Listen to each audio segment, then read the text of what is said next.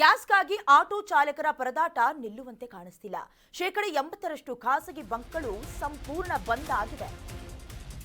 ಈಗ ಮತ್ತಷ್ಟು ತೈಲ ಬೆಲೆಯ ಏರಿಕೆ ಜಾಸ್ತಿ ಆಯಿತು ಅಂತ ಹೇಳಿದ್ರೆ ಎಲ್ಲರ ಹೊಟ್ಟೆ ಮೇಲೆ ತಣ್ಣೀರು ಬಟ್ಟೆ ಹಾಕೊಳ್ಳುವಂತ ಪರಿಸ್ಥಿತಿ.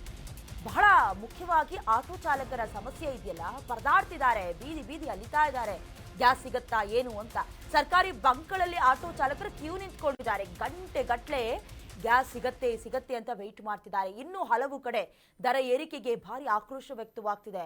ಬೆಂಗಳೂರಿನ ಮೈಸೂರು ರೋಡ್, ಹಾಗೆ ಚಾಮರಾಜಪೇಟೆ, ನಾಗರಬಾವಿ, ಮಾಗಡಿ ರೋಡ್ ಸೇರಿದಂತೆ 28 ಕಡೆ ಮಾತ್ರ ಈಗಾಗಲೇ ಸಿಗ್ತಿರೋದು ಗ್ಯಾಸ್. ಅದರಲ್ಲೂ ಕೂಡ 1 to ಡಬಲ್ ರೇಟ್ ಇದೆ. ಸರ್ಕಾರಿ ಗ್ಯಾಸ್ ಬಂಕ್ಗಳು ಕಾರ್ಯನಿರ್ವಹಣೆ ಮಾಡ್ತಾ ಇದೆ. ಹೆಚ್ಚಿನ ಡೀಟೇಲ್ಸ್ ಅನ್ನು ದೂರವಾಣಿ ಸಂಪರ್ಕದ ಮೂಲಕ ಕೊಡ್ತಾ ಹೋಗ್ತಾರೆ ನಮ್ಮ ಪ್ರತಿನಿಧಿ ಅಭಿಷೇಕ್.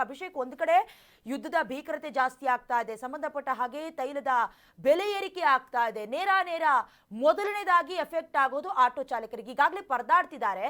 ಸೊ ಮುಂದಿನ ದಿನದಲ್ಲಿ ಎಫೆಕ್ಟ್ ಹೇಗಾಗಬಹುದು? ಸಿಗ್ತಾ ಇದೆಯಾ ಸರ್ಕಾರಿ ಗ್ಯಾಸ್ ಬಂಕ್ಗಳಲ್ಲಿ? ಹೇಗಿದೆ ಪರಿಸ್ಥಿತಿ ಅಭಿಷೇಕ್? ಖಂಡಿತ ಬದಲಾಗಿರ್ತಕ್ಕಂಥ ಜಾಗತಿಕ ಮಟ್ಟದ ಪರಿಸ್ಥಿತಿ ಎಫೆಕ್ಟ್ ಸಿಲಿಕಾನ್ ಸಿಟಿಯ ಮಂದಿ ಕೂಡ ತಲುಪಿರುವಂತದ್ದು. ಅದರಲ್ಲೂ ಕೂಡ LPG ಗ್ಯಾಸನ್ನೇ ಅವಲಂಬಿತವಾಗಿ ತಮ್ಮ ಒಂದು ದೈನಂದಿನ ಚಟುವಟಿಕೆಗಳಿಗೆ ನಂಬಿಕೊಂಡಿರ್ತಕ್ಕಂಥ ಒಂದಷ್ಟು ಜನರಿಗೆ ಭಾರಿನೇ ಒಂದು ಎಫೆಕ್ಟ್ ಆಗ್ತಿದೆ ಅಂತಾನೆ ಹೇಳ್ಬೋದು. ಅದರಲ್ಲೂ ಕೂಡ ಆಟೋ ಚಾಲಕರಿಗೆ ಸಂಬಂಧಪಟ್ಟಂತ ಈ ಒಂದು ವಿಚಾರ ಸಾಕಷ್ಟು ಒಂದು ಗಂಭೀರ ಸ್ವರೂಪಕ್ಕೆ ದಾರಿ ಮಾಡ್ಕೊಟ್ಟಿದೆ. ಈ ಒಂದು ವಿಚಾರಕ್ಕೆ ಸರ್ಕಾರ ಕೂಡಲೇ ಒಂದು ಮಧ್ಯಸ್ಥಿಕೆ ವಹಿಸಿಕೊಂಡು ನಮಗೆ ಅಗತ್ಯವಾದಂತ ಒಂದು ಕ್ರಮಗಳನ್ನ ನಿಭಾಯಿಸಬೇಕನ್ನುವಂತ ಒಂದು ಆಕ್ರೋಶ ಕೂಡ ಆಟೋ ಚಾಲಕರು ಹೊರಹಾಕ್ತಿದ್ದಾರೆ.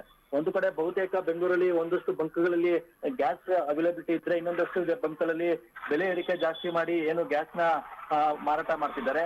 ಇದರಿಂದ ಏನು 80 ರೂಪಾಯಿ ಇರ್ತಕ್ಕಂಥ ಗ್ಯಾಸ್ ನ ಬೆಲೆ ಈಗ 100, 115, 120 ರೂಪಾಯಿವರೆಗೂ ಏನು ಗರಿಷ್ಠ ಮಟ್ಟಕ್ಕೆ ತಲುಪಿರುವಂತದ್ದು. ಇಂಥ ಒಂದು ಸಂದರ್ಭದಲ್ಲಿ ಏನು ಇನ್ನೂ ಕೂಡ ವಾರನ ಒಂದು ಪರಿಸ್ಥಿತಿ ಗಂಭೀರ ಸ್ವರೂಪ ಪಡ್ಕೊಂಡೇ ಹೋಗ್ತಾ ಇರುವಂತದ್ದೇ ಇಂಥ ಸಿಲಿಕಾನ್ ಸಿಟಿಯಲ್ಲೂ ಕೂಡ ಏನು ಗ್ಯಾಸ್ ನ ಒಂದು ಅಭಾವ ಸೃಷ್ಟಿ ಆಗಿರುವಂತದ್ದು. ಹೀಗಾಗಿ ಆಟೋ ಚಾಲಕರು ಸರ್ಕಾರದ ವಿರುದ್ಧ ಒಂದಷ್ಟು ಆಕ್ರೋಶನ ಹೊರಹಾಕ್ತಿದ್ದಾರೆ. ಯಾಕಂತಂದ್ರೆ ಹಿಂದೆ ಏನೋ ಸರ್ಕಾರ ಕೊಟ್ಟಿರ್ತಕ್ಕಂಥ ಭರವಸೆ ಏನಿತ್ತು, ಆ ಒಂದು ಭರವಸೆ ದಿನದಿಂದ ದಿನಕ್ಕೆ ಹುಸಿ ಆಗ್ತಾನೆ ಹೋಗ್ತಿತ್ತು. ಅದರಲ್ಲೂ ಕೂಡ ಏನು ಕೇಂದ್ರ ಸಚಿವರಾಗಿರ್ತಕ್ಕಂಥ HD ಕುಮಾರಸ್ವಾಮಿ ಅವರು ಆಟೋ ಚಾಲಕರಿಗೆ ಆರ್ಥಿಕವಾಗಿ ಸರ್ಕಾರ ಒಂದಷ್ಟು ಸಹಾಯ ಮಾಡಬೇಕು, ಏನು ತಿಂಗಳಿಗೆ ಇಲ್ಲ ಅಂದ್ರೂ ಪರಿಸ್ಥಿತಿ ನಿಭಾಯಿಸೋವರೆಗೂ ಆಟೋ ಚಾಲಕರಿಗೆ ತಿಂಗಳಿಗೆ 2,500ರಿಂದ 3,000 ರೂಪಾಯಿ ಕೊಡ್ಬೇಕನ್ನುವಂತ ಒಂದು ವಾದವನ್ನ ಮಂಡನೆ ಮಾಡಿದ್ರು.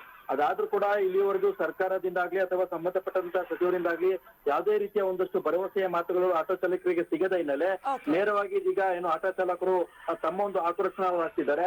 ಇಂದು ಕೂಡ ಏನು ಪ್ರಮುಖವಾಗಿ ಬೆಂಗಳೂರಿನ ಪ್ರಮುಖ ಬಂಕ್ಗಳಲ್ಲಿ ಏನು ಸರತಿ ಸಾಲಿನಲ್ಲಿ ನಿಂತ್ಕೊಂಡು ಕಿಲೋಮೀಟರ್ ಗಟ್ಟಲೆ ಏನು ಊಟ ತಿಂಡಿ ಬಿಟ್ಟು ಬಂಕ್ ಮುಂದೆ ಗ್ಯಾಸ್ ಗಾಗಿ ಕಾಯುವಂತ ಒಂದು ಪರಿಸ್ಥಿತಿ ನಿರ್ಮಾಣ ಆಗ್ತಿರುವಂತದ್ದು ಸಹಜವಾಗಿ ಆಟೋ ಚಾಲಕರ ಒಂದು ಆಕ್ರೋಶಕ್ಕೆ ಕಾರಣ ಆಗಿದೆ. ಡೇನಾ, ಥ್ಯಾಂಕ್ ಯು ಅಭಿಷೇಕ್ ನಿಮ್ಮೆಲ್ಲ ಡೀಟೇಲ್ಸ್ಗಾಗಿ. ಮುಂದಿನ ದಿನಗಳಲ್ಲಿ ನಿಜಕ್ಕೂ ಕೂಡ ಜನಜೀವನ ಸೇರಿದಂತೆ ಆಟೋ ಡ್ರೈವರ್ಗಳು ಜೊತೆಗೆ ಪ್ರತಿಯೊಬ್ಬರ ಮೇಲೂ ಕೂಡ ಎಫೆಕ್ಟ್ ಆಗತ್ತೆ ಬೆಲೆ ಏರಿಕೆ ಅನ್ನೋದು.